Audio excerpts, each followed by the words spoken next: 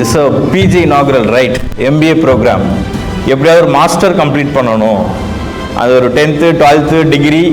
MBAங்கிறது இப்போ நவடேஸ் மோர் required. UGA மட்டும் வச்சு ஒன்றும் பண்ண முடியாது.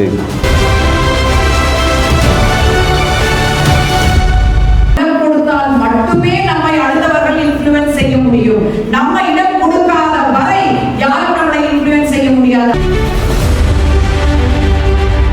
When you are entering in the college, இந்த 2 வருஷம் நீங்க படிக்கிறீங்க அப்படின்னாக்க உங்களுக்கு தேவையான விஷயங்கள் என்ன பண்ணணும்? இந்த 2 இயர்ஸ்ல you have to develop.